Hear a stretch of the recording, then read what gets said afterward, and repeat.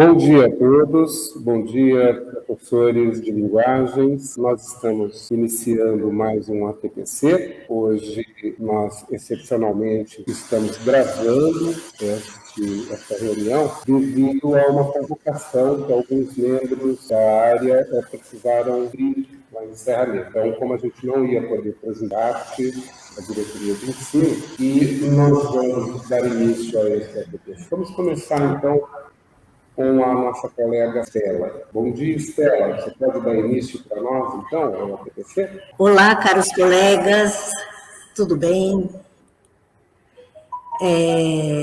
Estamos aqui de novo, né, para mais um ATPC da diretoria de Bauru, um ATPC da área de linguagens, e com muita honra nós estamos aqui novamente. Nós nos sentimos muito felizes de estar perto de vocês aí nesse momento. Espero que esteja tudo bem com todo mundo. Hoje eu vou querer, assim, começar lendo poesia. Está um dia tão bonito, calor, mas aqui na diretoria está muito bonito, as árvores, né? Então eu tive vontade de trazer, assim, uma pessoa especialíssima, que é o Mário Quintana, né? Um poeta maravilhoso.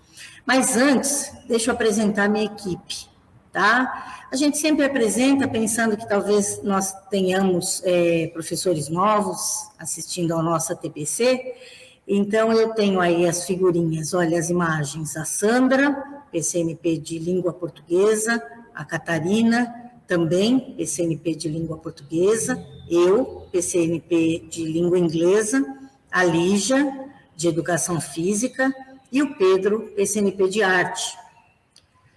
Então, aí está a nossa equipe. E também, como todo ATPC, a gente pede que vocês peguem seu material para que façam algumas anotações aí, que possam vir a ser importantes para vocês, tá bom? Bom, então, como eu falei, né, é o momento Mário Quintana. E o Mário Quintana, ele faleceu aos 80 e poucos anos, então por isso é que fizeram uma homenagem a ele. Um dos últimos livros dele se chama 80 anos de poesia. Olha ele aí, já idoso, né? Muito simpático. E agora falando um pouquinho dele, né? Mário Quintana, 1906 a 1994, foi poeta, tradutor e jornalista brasileiro. É gaúcho, de Alegrete, Rio Grande do Sul. É considerado um dos maiores poetas do século XX. Mestre da palavra, do humor e da síntese poética. Em 1980, recebeu o prêmio Machado de Assis, da ABL, e em 1981 foi agraciado com o prêmio Jabuti.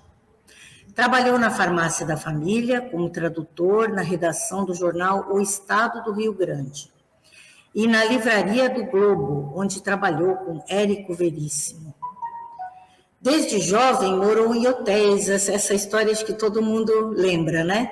Já que não era casado e nem teve filhos, foi hóspede do Majestic, no Centro Histórico de Porto Alegre, de 1968 a 1980.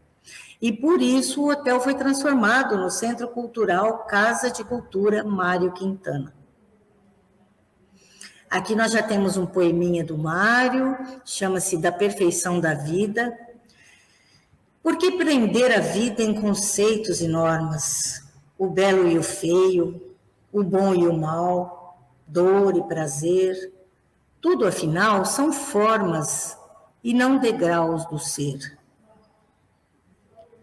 Pode passar, Pedrinho. Olha, esses são alguns dos livros de Mário Quintana. Na verdade, ele tem muitos, mas eu coloquei aqui alguns só para a gente dar uma olhada, né? Tem esse aqui, Poesias, de 1987, Eu, Passarinho. Depois tem esse, A Rua dos Cataventos, que é o primeiro livro do Mário.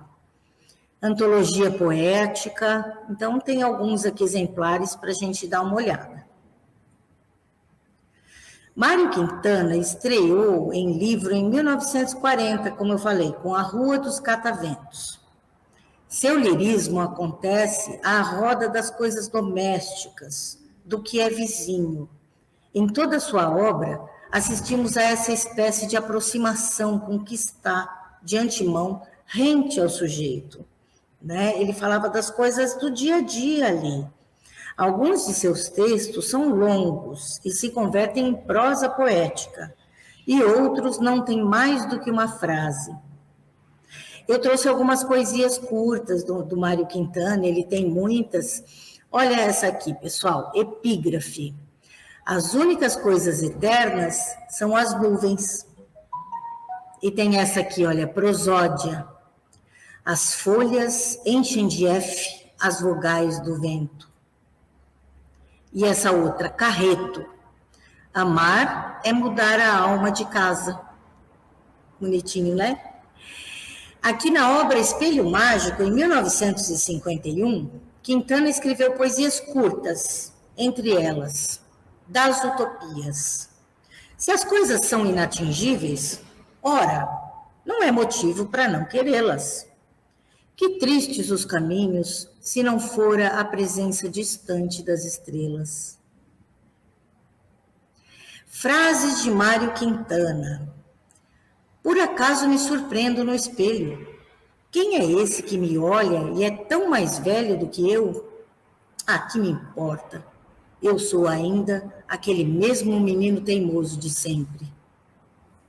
É preciso escrever um poema várias vezes para que dê a impressão que foi escrito pela primeira vez. Se dizem que escreves bem, desconfia. O crime perfeito não deixa vestígios. Eu gostei muito dessas agendas poéticas, achei assim muito diferente, criativo, né? A partir de 1988, Mário Quintana passou a publicar as agendas poéticas que se tornaram um sucesso de vendas. Nelas, ele escrevia um breve texto para cada dia do ano. No Caderno H, que foi um dos livros dele, de 1973, Mário Quintana reuniu poemas em obra, em prosa, desculpa, reuniu poemas em prosa, alguns longos e outros curtos, mas com dimensão e densidades poéticas e geralmente irônicos. O humor e a capacidade de criar poemas sintéticos e frases demolidoras era uma das suas principais características. Olha essa aqui, pessoal, Carta para uma feira de livro. Os verdadeiros analfabetos são os que aprenderam a ler e não leem. Bacana, né? Olha, eu trouxe mais uma poesia aqui para vocês, pequenininha também, chama-se Liberdade Condicional. Poderás ir até a esquina, comprar cigarros e voltar, ou mudar-te para a China. Só não podes sair de onde tu estás. Achei simpática, achei bonitinha. Agora nós temos o poeminho do Contra, eu gosto muito desse poema, e ele se tornou bastante conhecido, né, por esse poema chamado Poeminho do Contra. Todos esses que aí estão atravancando o meu caminho, eles passarão. Eu, passarinho. Todos esses que aí estão atravancando o meu caminho, eles passarão. Eu, passarinho. Então, há várias interpretações desse mesmo poeminha, né? Aliás, poeminho, como ele chama, e acho que pode voltar um pouquinho, Pedro. Isso, obrigada. Eu gostaria só de mostrar para vocês que há várias coisas aqui, por exemplo, já no título nós sabemos que há algo incomodando, né? Ele está rebelde com respeito a algo, né? Poeminho do Contra, né? E aí logo nas primeiras linhas ele fala, todos esses que aí estão atravancando o meu caminho, então podemos interpretar como realmente pessoas, né? Inimigos do eu lírico, mas também podemos interpretar como os problemas do dia a dia que ocorrem conosco, né? E aí ele faz um jogo de palavras, né? Eles passarão, eu passarinho. Então, nós podemos considerar passarão e passarinho como substantivos, né? Mas também podemos pensar em passarão como verbo, né? No futuro, e passarinho como substantivo. Então, dando essa impressão de que talvez ele, sendo passarinho, ele tem mais flexibilidade, pode voar mais rápido, né? E pode ter mais condições de se defender por ser menor, de se esconder, ou então pela leveza do passarinho, né? E ao contrário, pela falta de leveza do passarão. Então, podemos interpretar de várias maneiras esse poeminho, e a gente vê muito, né, essas frases, né? Eles passarão, eu passarinho. E muito legal, muito bonito mesmo. Eu, assim, me identifico muito com o poeminho. Pode ir, Pedrinho. E agora, para terminar esse momento do Mário Quintana, espero que vocês tenham curtido aí, eu trouxe um poeminha dele, um poema dele, sobre a escola, né? A gente vê que se passa na escola, né? Ou então o eu lírico se lembra desse momento. Aquele menino que dizia, professora, eu posso ir lá fora? Mas apenas ficava um momento, bebendo o vento azul. Agora não preciso pedir licença a ninguém, mesmo porque não existe paisagem lá fora, somente cimento. O vento não mais me fareja a face como um cão amigo, mas o azul irreversível persiste em meus olhos. Eu espero que em todos nós, né, a lembrança da escola, do pátio da escola, do vento da escola, do azul irreversível, persista em nossos olhos, tá? Acabou o nosso momento aqui, espero que vocês tenham gostado. Ok? Vou chamar o Pedro. Obrigado, Estela. Muito bom. Hoje nós temos um tema muito interessante, pessoal. O propósito das avaliações externas e a relação da matriz do SAEB com as habilidades essenciais. Então, vamos lá. Nós vamos, então, pensar por que olhar as avaliações. Em primeiro lugar, para nos ajudar a diagnosticar as necessidades de nossa escola e de nossos estudantes, e também planejar ações que favoreçam a aprendizagem dos estudantes e a continuidade de suas trajetórias escolares com sucesso. Nesse sentido, as avaliações nos fornecem muitos dados, considerando aí os efeitos da pandemia, né?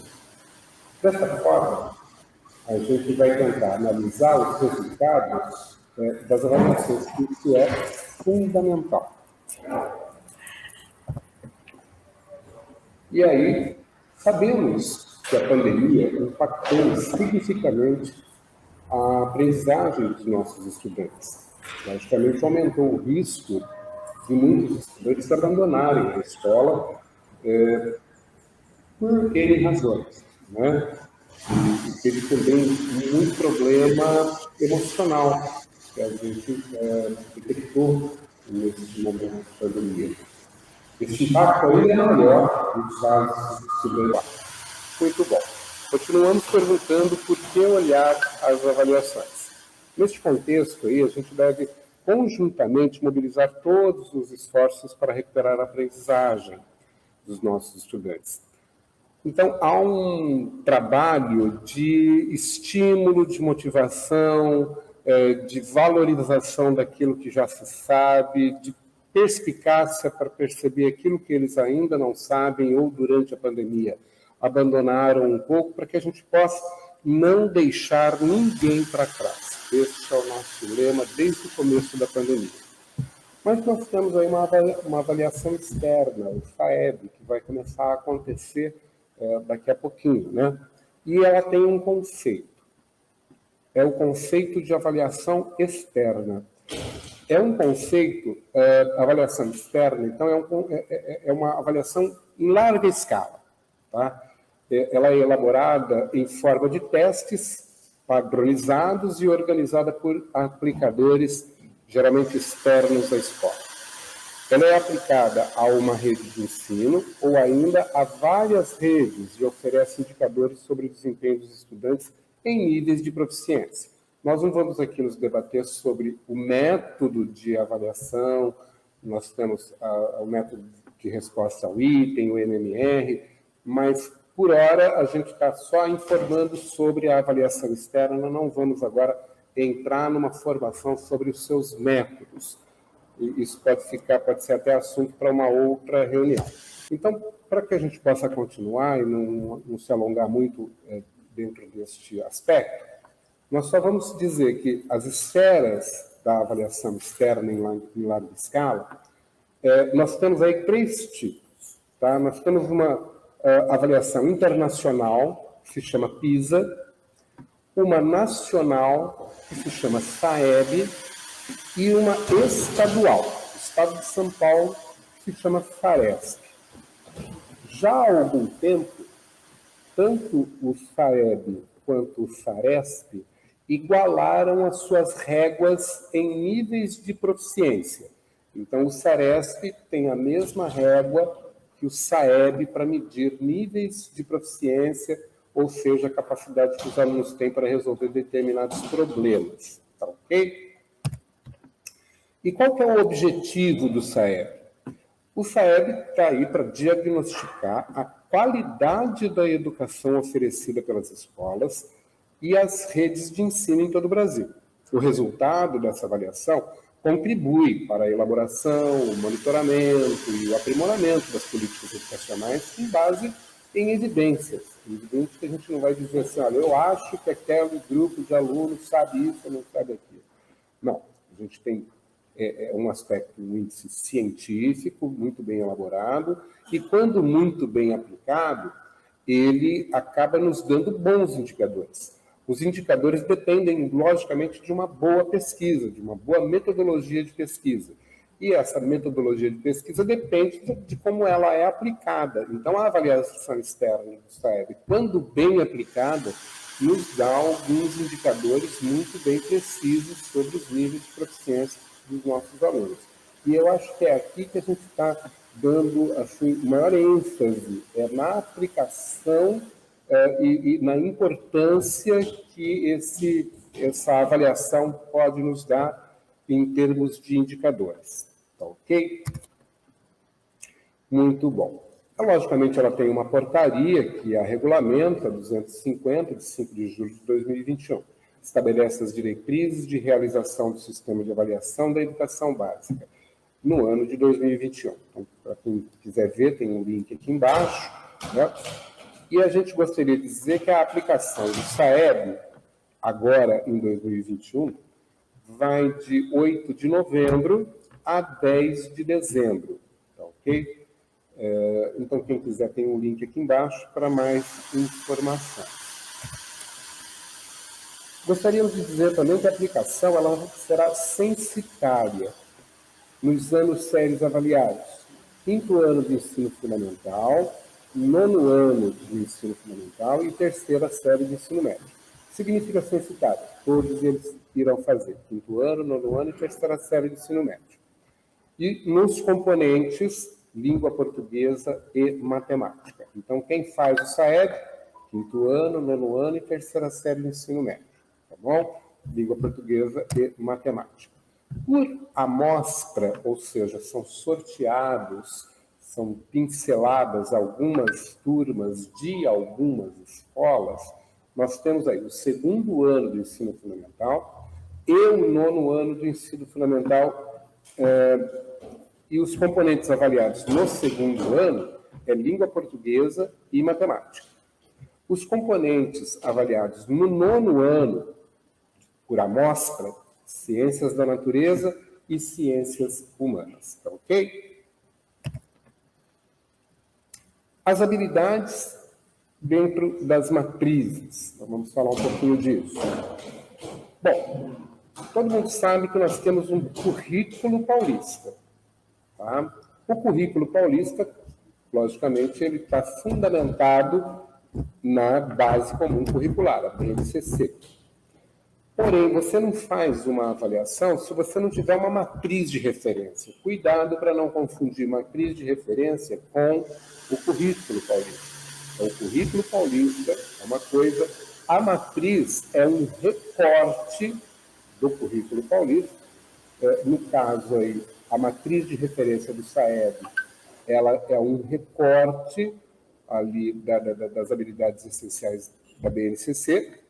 E, logicamente, como as coisas estão articuladas, nós vamos dizer que a matriz de referência do SAEB vai justamente ser a matriz de referência que nós temos ali no currículo paulista, tá bom?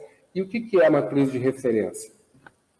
São o recorte das habilidades essenciais dentro de cada ano série que a gente considera que o aluno deveria estar já capacitado a resolver determinado problema. Então, a matriz é um recorte e, a partir deste recorte, é que são elaborados os itens, ou seja, aquelas questões objetivas que vão ser aplicadas na avaliação do SAEB, tá bom? Então, logicamente, como eu já disse, as habilidades essenciais e matriz de referência do SARESP estão articuladas à matriz de referência do SAEB. Tá? E o que significa isso, né? Na hora que a gente está aplicando?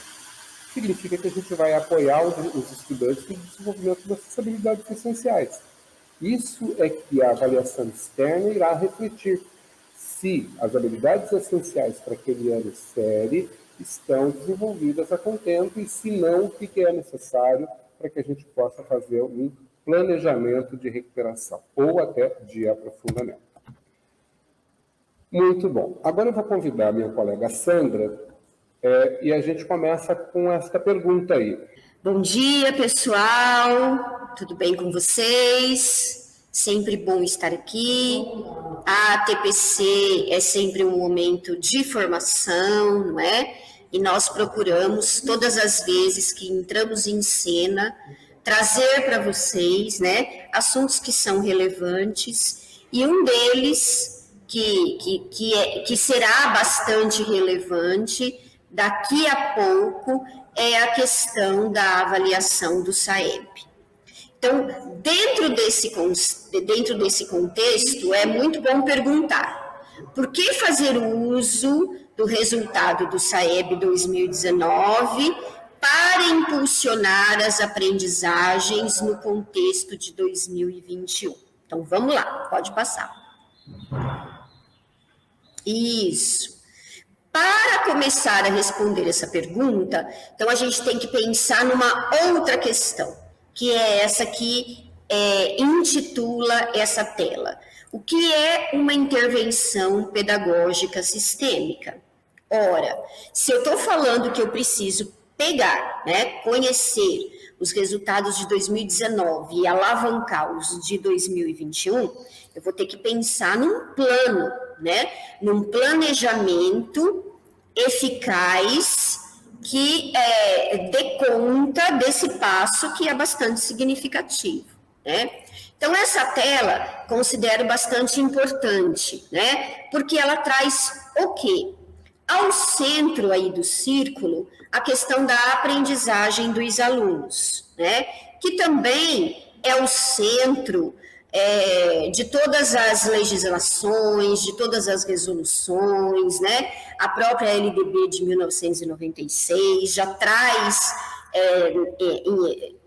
nas entrelinhas do seu texto a preocupação de se colocar a aprendizagem do aluno como centro das ações pedagógicas, né? Para isso, eu preciso ter um caminho, né? Então, o primeiro caminho, eu penso, nós já estamos fazendo dentro da escola. Sempre fizemos esse primeiro passo, que é a questão do diagnóstico. Precisamos saber o que nossos alunos sabem e, mais ainda, o que eles precisam saber, né? Veja que a perspectiva é diferente de detectar o que o aluno não sabe. Não é isso que estamos perguntando, mas a pergunta é o que eles sabem e o que eles ainda precisam saber.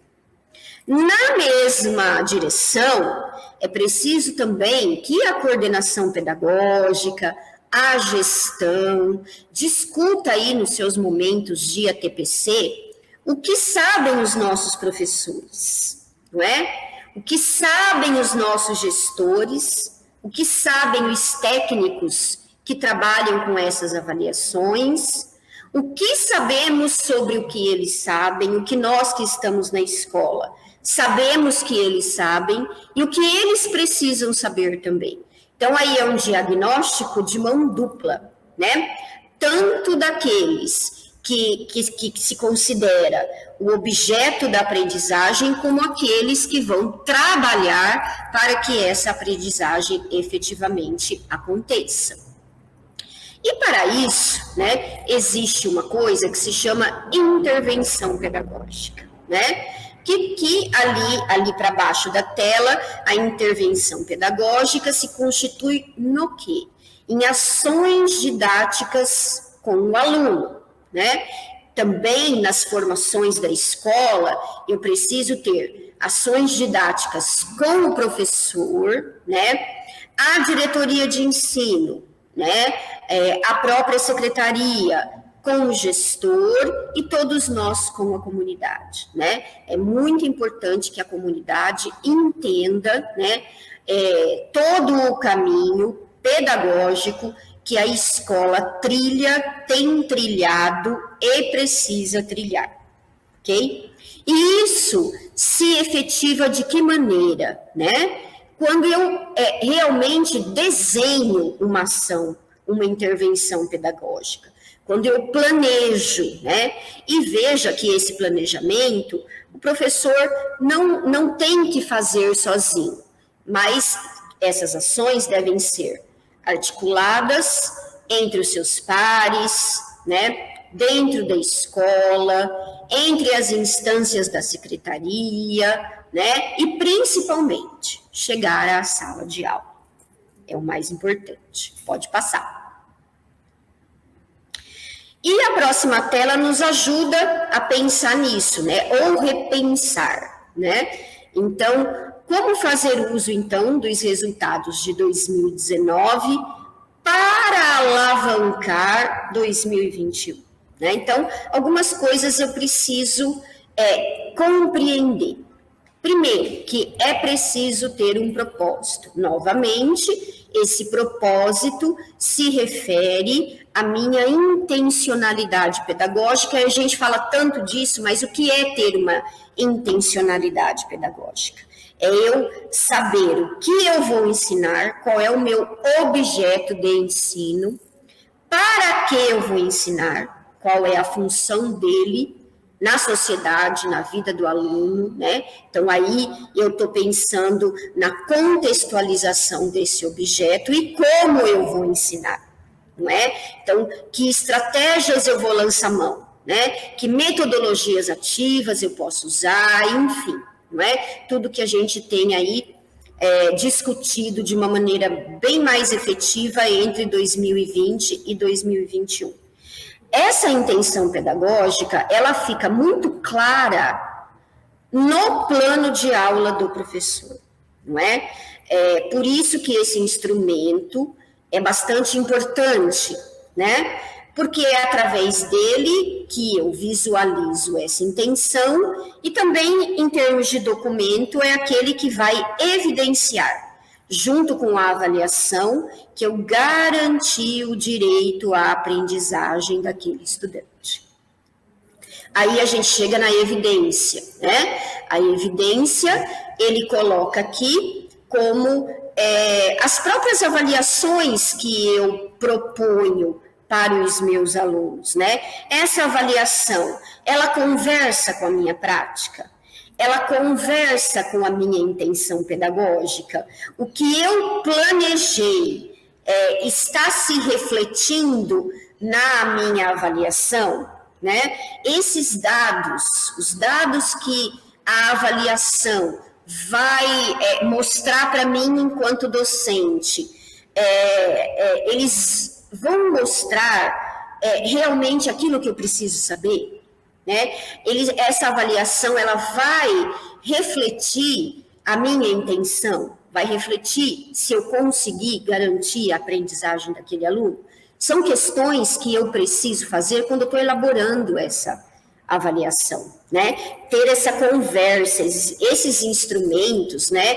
A prática pedagógica, o plano de aula e, como consequência, a avaliação, são momentos, são instrumentos que precisam conversar entre si, não é? E a validação de tudo isso estará no quê? No entendimento que eu vou fazer do uso desses resultados, né? Então, é aquela máxima, ação, reflexão, ação, tão consolidada por Paulo Freire, né? Mas que a gente precisa colocar em prática, ok? Pode passar. E ainda, né, no contexto de 2021, eu também preciso perguntar, por que eu vou avaliar? Por que avaliar 2021? Para que servem os dados de 19 e de 21, considerando os diferentes contextos, né? Quais as defasagens, a mim me parece uma questão bastante significativa, quais as defasagens que deverão ser recuperadas? Então, penso que esses resultados vão nos trazer essa resposta, né? Quais as defasagens que a gente conseguiu e aquelas que não conseguimos recuperar. Pode passar. E para isso, né, uma forma de repensar tudo isso e repensar como eu vou usar o resultado de 2019 para alavancar 2021, né? De novo, veja que o material bate bastante nessa questão. Eu preciso ter um propósito. Eu fiz um diagnóstico. A partir dele, eu tenho uma intenção pedagógica, que é, novamente, o que ensinar, para que ensinar e como ensinar, permitindo que, neste movimento, eu garanta a aprendizagem do estudante. Então, a primeira coisa que seria muito legal nós fazermos nos momentos de estudo, nos momentos de ATPC, é fazer esse pareamento, digamos assim, né, entre o que diz a BNCC, e veja, só lembrando que a BNCC não é currículo.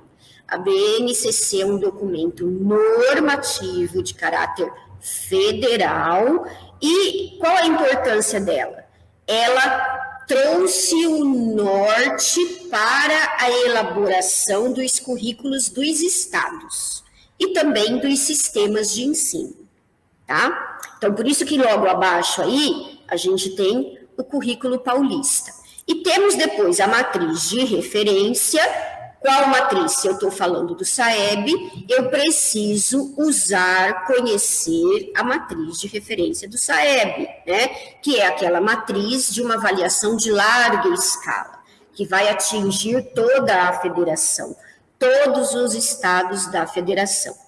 Então, veja, na BNCC, eu tenho essa habilidade aqui, olha, distinguir fatos de opinião, né? Aí ela sugere até, é uma habilidade de língua portuguesa, que vai do primeiro, né? Ou melhor, que ela acontece ali no quarto ano, tá? Começa então lá nos anos iniciais, né?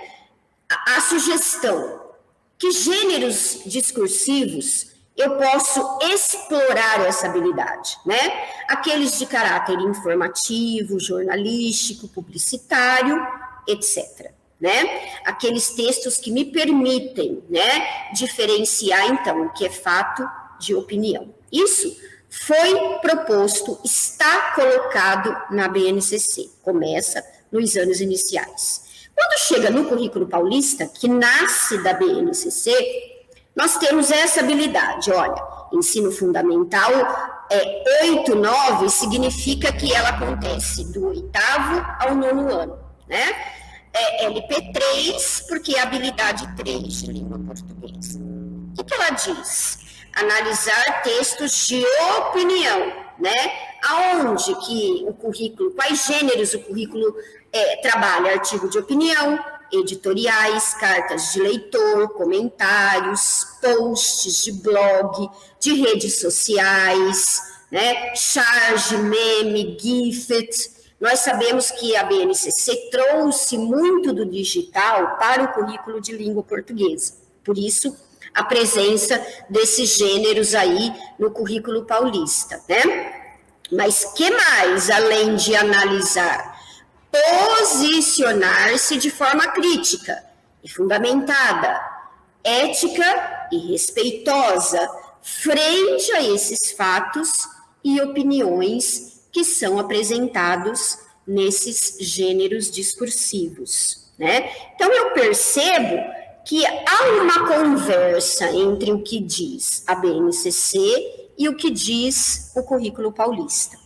Bom, aí eu pego a matriz de referência, né? A matriz de referência do SAEB trabalha com descritores, né? Ela não trabalha com habilidade, né? Então, ela tem lá alguns descritores que são previstos, no caso, para o 5º ano e também para o 9º ano e 3ª série do médio, que serão aqueles séries realmente avaliados, né? Não por amostragem.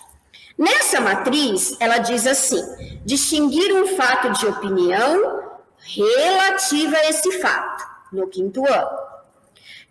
Para o 9º ano e para a 3ª série do médio, distinguir um fato de opinião relativa a esse fato. Veja que o descritor é o mesmo, né? O que talvez seja diferente é o gênero discursivo colocado para o 5º ano e colocado para o 9º ano e para a 3ª série do médio.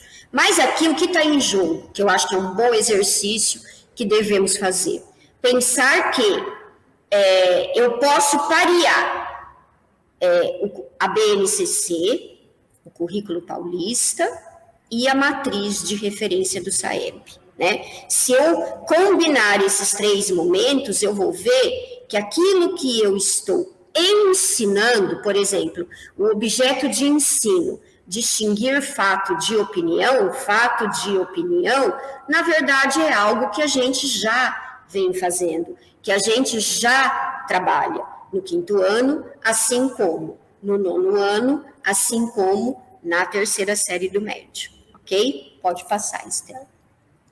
E aqui nós temos, né, a escala de proficiência. A escala de proficiência, ela vai mostrar o nível, né, a descrição do nível que se imagina, no caso aqui, uma criança do 5º ano deva apresentar na avaliação.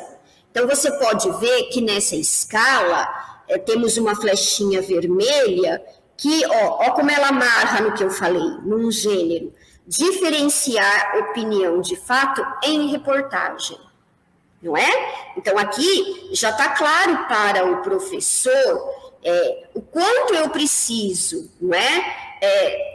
Trabalhar com esse descritor no gênero discursivo reportagem. Pode passar, Estela.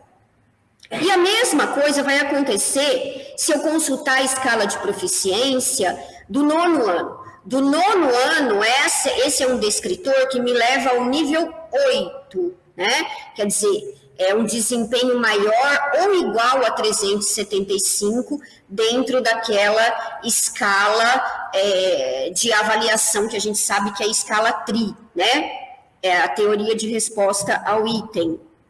Então, aqui, no 9º ano, como que aparece? Olha só, diferenciar fatos de opiniões e opiniões diferentes em artigos e notícias. Então, aonde que eu preciso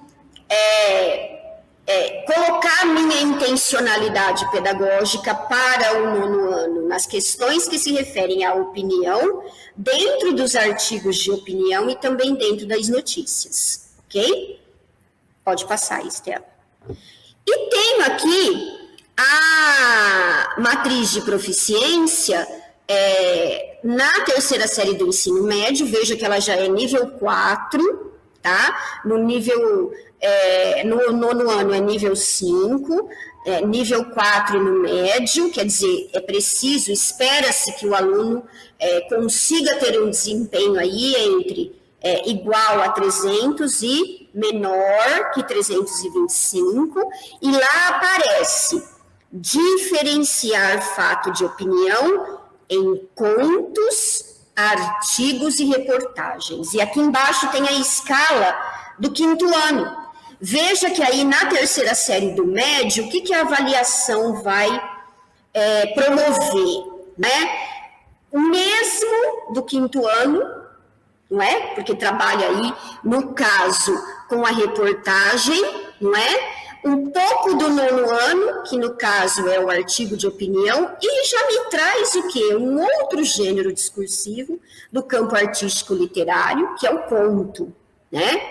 É possível trabalhar, perceber a opinião no conto? Claro que sim, né? Desde que eu tenha aí todo um trabalho de leitura acerca desse gênero discursivo. Pode passar, Estela. E aqui, né, eu também recomendo a vocês, todo esse material, pessoal, se você consultar o seu coordenador pedagógico, eu me lembro bem, porque eu participei, eu acompanhei uma escola nesse dia, lá em janeiro. Se não me engano, foi dia 28 de janeiro, né? O dia que o planejamento ainda foi online, e foi o dia para as escolas discutirem o resultado do SAEB que elas tiveram, né? Então, a escola deve ter toda essa escala de proficiência, o resultado dos seus alunos, como ler essa escala, não é? Todo esse material foi disponibilizado para a escola já no planejamento de janeiro. Por quê? Porque lá em março, todas as unidades escolares tiveram que pensar o seu plano de melhoria, né, o plano do MMR, considerando os resultados do SAEB de 2019. Então, eu acho bastante interessante que nas próximas reuniões, que os próximos ATPCs, Momento Escola, vocês resgatem todo esse material, né? E aqui, nessa tela, tem a escala de proficiência em língua portuguesa, né? Com as devidas legendas, né? Os descritores, os componentes, não é? Tem de cada escola, por exemplo, na escala, né? O quanto equivale atingir ou não um nível. Essa tela vai proporcionar este exercício, que penso seja bastante interessante, seja feito com os seus pares, ok? Pode passar, Estela. E aqui a gente tem um exemplo de item, né, que foi retirado lá da plataforma do CAED, né? O que nós temos aqui? Exatamente um exemplo de item que contempla essa questão desse descritor, fato e opinião, né? Então, existe aqui uma leitura que precisa ser feita pelo aluno, né? E abaixo a questão, né? Com o número do descritor à frente. Qual trecho, a pergunta né? Qual trecho desse texto apresenta uma opinião? Aí ele sempre trabalha, né? O SAEB trabalha com 4 alternativas, e cabe ao aluno aí, depois, né, da leitura dele, e é óbvio de toda a intencionalidade pedagógica que o professor que trabalhou com esse aluno teve para que ele não olhe para esse item e seja ou cause para ele estranhamento, ok? Pode passar. E aí agora eu vou passar a palavra para o meu colega Pedro, que vai relembrar com vocês a taxonomia de Bloom, ok? Muito obrigada e espero que vocês tenham aproveitado bastante. Eu não vou editar. Vou editar isso.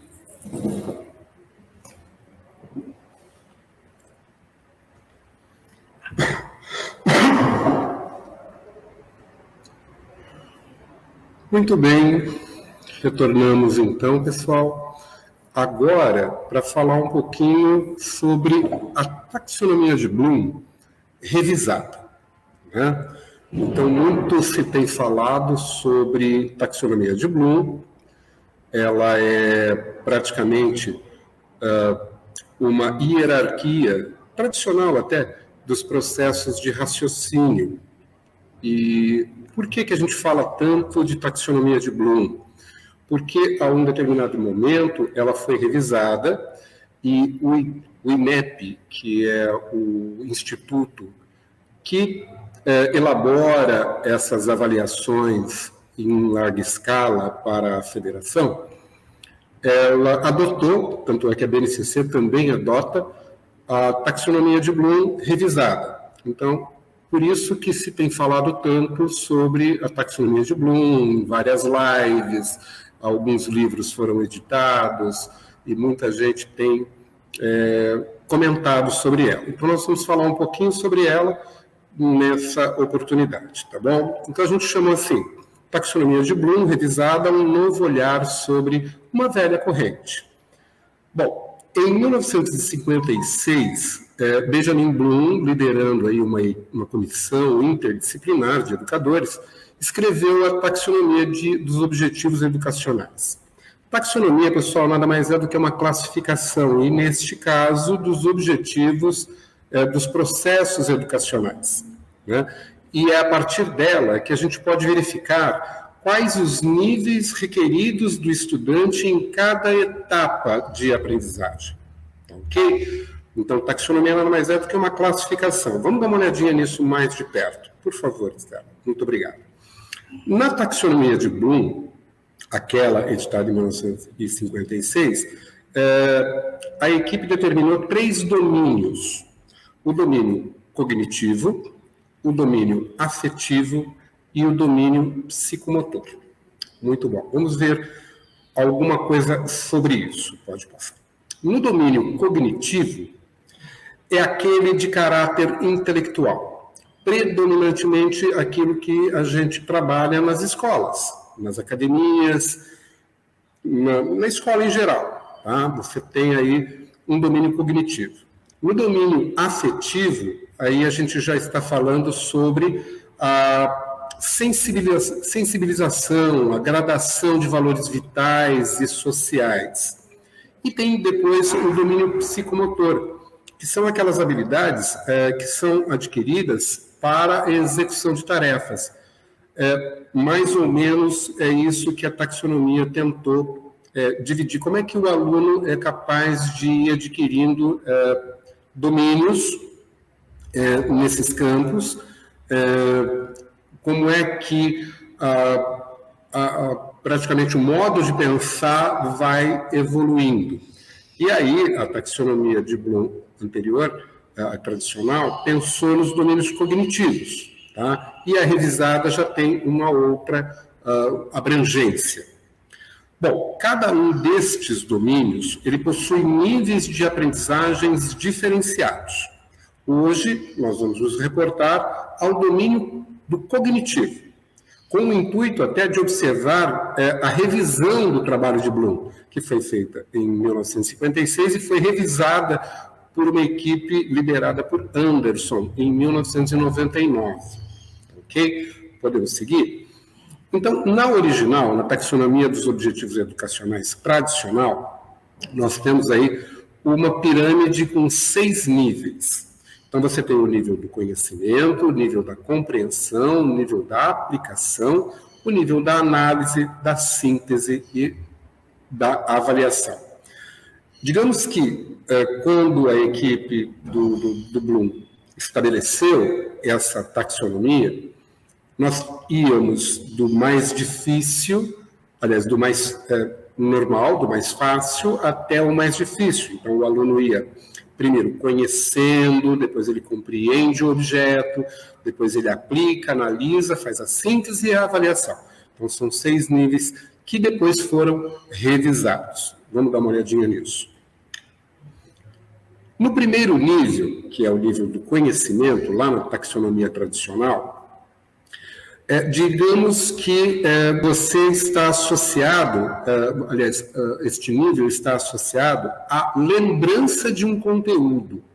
Então, vamos pensar assim, eu conheço alguma coisa, eu conheço um objeto, e aí eu preciso depois lembrar desse objeto, recordar esse objeto, ok?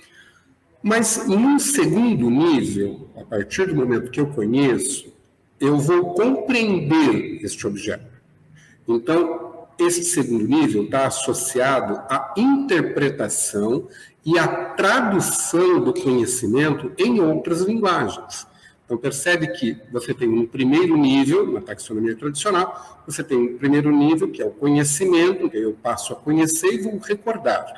Porém, num segundo nível, um pouco mais avançado, ou talvez complexo, eu vou associar isso, então eu vou interpretar este conhecimento, eu vou traduzir este conhecimento. E no terceiro nível, um pouco mais complexo ainda, é o nível da aplicação. Eu vou associar a capacidade de aplicar o conhecimento em uma situação concreta. Então, vocês podem perceber que a gente vai indo do mais fácil ao mais difícil, conhecer, depois compreender, depois aplicar, e ainda temos mais 3 níveis. Vamos lá? O quarto nível é o da análise.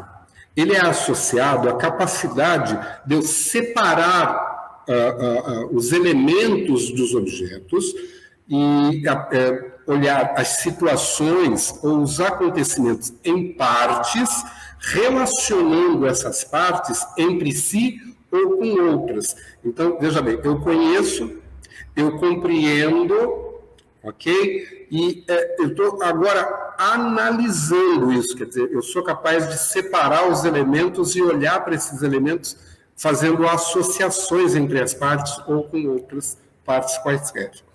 No quinto nível, o Bloom disse que a gente tem uma síntese, a gente faz uma síntese. É associado à capacidade de criar coisas originais a partir do conhecimento anterior.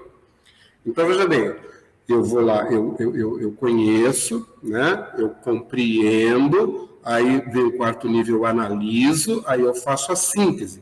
E, por último, no sexto nível, eu tenho a associação, a capacidade de julgar situações, conhecimentos ou até objetos, classificando sua relevância e a sua aplicação prática.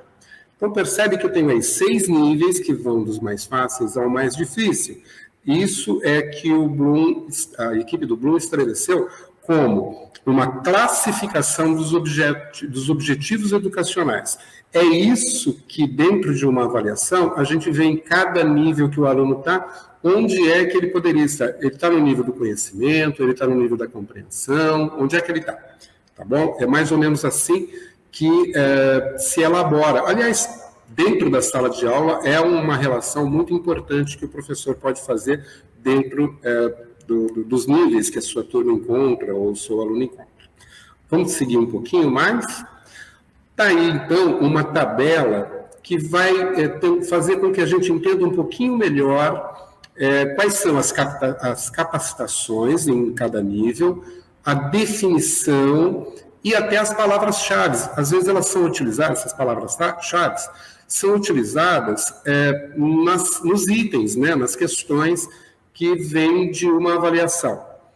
Então, na capacitação informação, que é aquela primeira, que é a do conhecimento, quando eu estou fazendo alguém conhecer alguma coisa, ou quando eu estou em processo de conhecimento, o que eu estou recebendo é informação. Então, essa informação tem, por definição, recordar, lembrar a informação, para que eu possa trabalhar com ela. Muito bom. Então, quais são as palavras-chave que podem surgir num item ou na avaliação? Identificar, descrever, nomear, rotular, reconhecer, reproduzir, seguir. Então, eu tenho uma informação e as palavras-chave que fazem com que eu recorde essa informação identifique, descreva, nomeie, rotule, alguma coisa nesse sentido. Mas, se eu já estou num nível de compreensão, e aí a definição seria entender o significado, parafrasear um conceito, quais seriam as palavras-chave? Resuma ou resumir, converter, defender, parafrasear, interpretar, dar exemplos.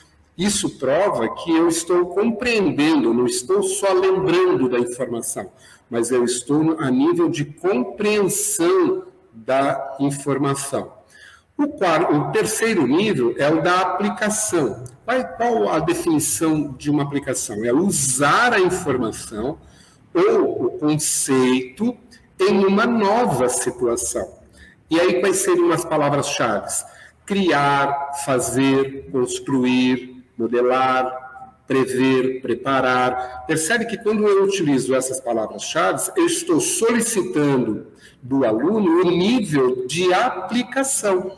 Então, não é só para que ele lembre a informação ou que ele compreenda, me mostre que ele compreendeu, mas aí eu estou pedindo para que ele aplique isso. Então, construir um modelo, por exemplo, prever alguma coisa ou criar alguma coisa, significa que ele é capaz de aplicar aquela informação porque ele a compreendeu. Ok? Mas ainda temos um quarto nível, que é o nível da análise. O nível da análise tem por definição dividir a informação ou o conceito em partes, visando um entendimento mais complexo ou mais completo. E quais são as palavras-chave aí? Comparar, contrastar, dividir, distinguir, selecionar, separar. Percebe que quando eu utilizo essas palavras-chave numa avaliação, eu estou solicitando do aluno um nível de análise. E ainda tem o nível da síntese. O que é a síntese? Reunir ideias para formar algo novo. Então, qual é a palavra-chave dentro de uma avaliação que solicita do aluno uma síntese? Categorizar, generalizar, reconstruir. Percebem que cada verbo aí na palavra-chave solicita um nível dentro da taxonomia de Bloom? Essa é tradicional, tá?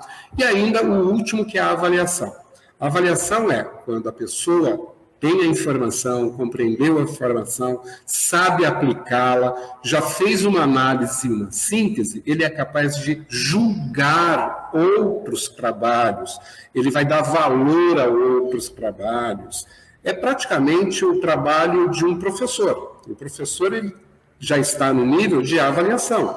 Ele sabe avaliar aquele produto, aquele objeto, aquele conhecimento, sabe dizer, por exemplo, sabe criticar, sabe justificar, sabe argumentar e até respaldar diante de argumentos confiáveis e lógicos. Então, percebe que a taxonomia de Bloom, ela sugeriu, então, toda essa classificação em níveis de aprendizado dos objetos educacionais. Mas em 1999, o Dr.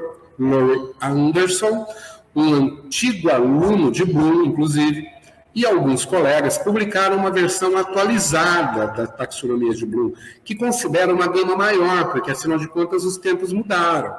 Outros fatores agora afetam o ensino e a aprendizagem, né? Então, a taxonomia revisada, ela tenta corrigir alguns problemas da taxonomia original. Por exemplo, a taxonomia revisada diferencia saber o que é o conteúdo do raciocínio, de saber como, que são os procedimentos para resolver um problema.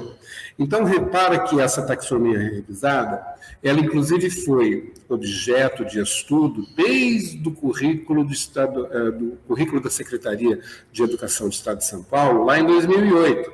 E agora ela também é objeto de estudo na BNCC. Então, a gente tem algumas definições aí. Saber o que, de saber como. Na taxonomia de Bloom revisada, há referências a duas dimensões. A dimensão do conhecimento e a dimensão dos processos cognitivos. Então, há uma divisão aí, olha. Tem uma dimensão onde eu conheço e a dimensão daquilo que faz por como eu conheço aquilo, ou o que eu estou fazendo com aquela informação. Vamos dar uma olhadinha nisso. Então, vamos dentro da dimensão do conhecimento, nós temos aí 4 categorias. Nós temos a categoria factual, a conceitual, a procedimental e a metacognitiva. Repara que tem um pouco de diferença aí da taxonomia tradicional. Já estamos entrando até nas divisões de conteúdos do próprio Anthony Zabala. Percebe que houve outros estudiosos que ajudaram aí a fazer uma revisão da taxonomia de Bloom. Muito bom. Vamos falar então sobre a primeira dimensão, que é a factual. Na factual, a gente chama de saber o que.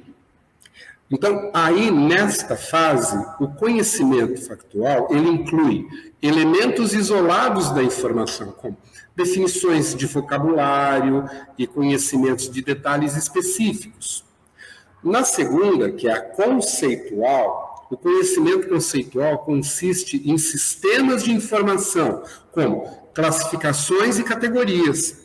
Então, percebe que quando você tem um conteúdo factual, você tem um modo de ensinar esse conteúdo factual. Ele realmente inclui elementos isolados da informação, então definições, etc. No conceitual, você parte de uma informação e vai entendendo e classificando ela em categorias. Vamos ver as outras duas. No procedimental, a gente chama de saber como fazer.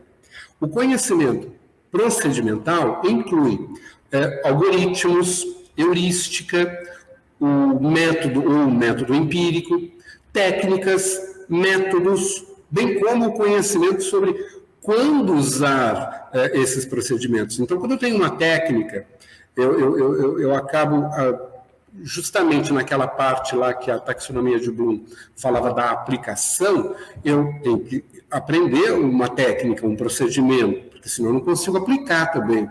Não é simplesmente dizer para o aluno, agora aplique, você precisa ensiná-lo a aplicar. E depois tem o metacognitivo, que é refletir sobre o que se sabe. Então, meta, né, dentro da própria cognição.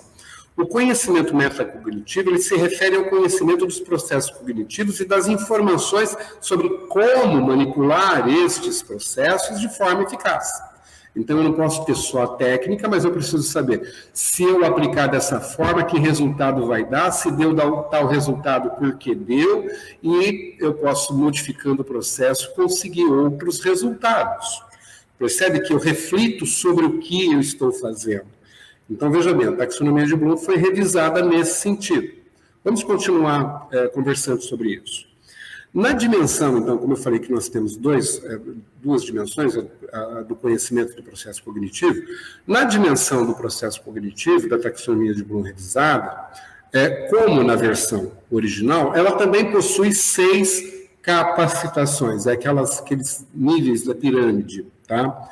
Entretanto, há um novo entendimento sobre o movimento do pensamento. Se antes ele ia do mais fácil para o mais difícil, agora a gente diz que ele vai do mais simples ao mais complexo. Então, houve aí também essa diferenciação. E aí nós vamos tentar lembrar aqui, ó, se na primeira, na taxonomia de Bloom tradicional, nós tínhamos lá o conhecimento, agora na capacitação, ela é chamada de lembrar. Vocês se recordam que eu acabei de falar que o conhecimento se refere a uma informação e você precisa recordar, lembrar essa informação, ok? Então, eles chamaram o primeiro estágio aí, o mais simples, de lembrar. Depois, subindo um pouco para o mais complexo, entender. Depois, o terceiro, aplicar. O quarto, analisar. O quinto, avaliar. E o sexto, criar. Então, vamos dar uma olhadinha agora no próximo slide, como é que ficam as duas pirâmides. Repara que na azul, né, na pirâmide de tons azuis, você tem lá o conhecimento, a compreensão, a aplicação, a análise, síntese e avaliação. Essa é a taxonomia tradicional. E agora, na revisada por Anderson, pela equipe de Anderson, você tem algumas outras palavras. Então, ela se constitui por lembrar, entender, aplicar, analisar, avaliar e criar. Repara que tem algumas diferenças aí, ó. A avaliação, ela é agora tratada como capacidade de criação, então caiu a síntese, e o conhecimento e a compreensão também mudaram de nome. O conhecimento virou lembrar e a compreensão virou entender. Vamos seguir em frente? Muito bom. E aí, como eu já disse para vocês, os níveis de cognição aí, logicamente, lembrar, a gente colocou aqui recordar, entender, a gente colocou compreender, que no final das contas é o mesmo efeito, eles têm tudo a ver com a tipologia dos conteúdos de Antônio Zabala. Quando eu tenho um conteúdo factual, eu tenho um processo de trabalho com conteúdos factuais. Ele realmente se depara com habilidades de recordar, de informação. Eu tenho alguns níveis aí. Quando eu trabalho conceitual, não adianta você recordar apenas. Os conceitos não se aprendem de tanto você repeti-los. Os conceitos se aprendem compreendendo. Eu preciso, então, entender. Eu preciso dar significado a isso. E aí, sim, eu consigo entender o conceito. O procedimental, quer dizer, um conteúdo procedimental, é basicamente uma técnica, é um método. Eu preciso estar toda hora aplicando para que eu possa ir, tanto entendendo por que eu ajo daquela forma, como me familiarizar com os processos. Então, não adianta nada eu trabalhar um procedimento de forma conceitual ou factual. Eu preciso treinar. Então, é o treino, é a execução de forma bem compreendida, é que vai me dar capacidade de fazer aquele procedimento técnico de forma mais eficaz.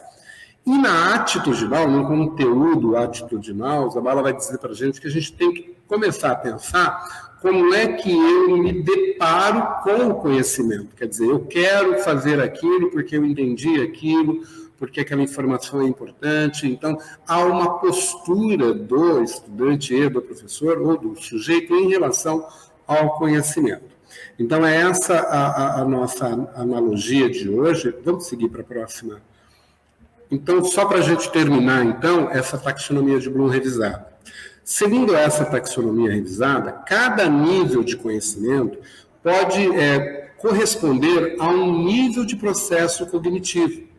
Portanto, o aluno pode lembrar um conhecimento factual ou procedimental, entender o conhecimento conceitual ou metacognitivo, ou analisar o conhecimento metacognitivo ou factual. Percebe que as coisas elas estão um pouco mais completas aí na revisão da taxonomia?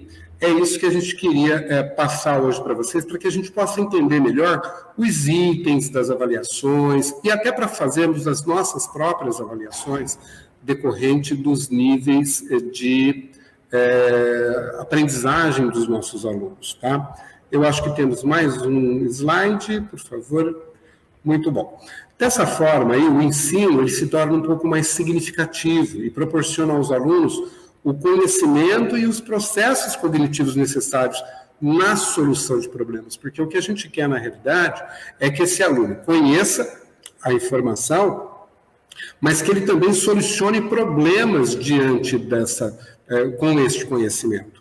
Não adianta nada você ser uma enciclopédia se você não sabe, por exemplo, aplicar isso, fazer uma síntese disso, ou até avaliar outros conhecimentos que, porventura, possam se deparar na sua frente. de todos. Muito bem, pessoal, era esse o nosso recado para essa TPC. Eu agradeço a participação de todos e até nosso próximo encontro.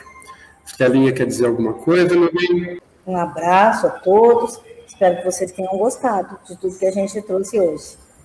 Tá ok. Tchau, pessoal.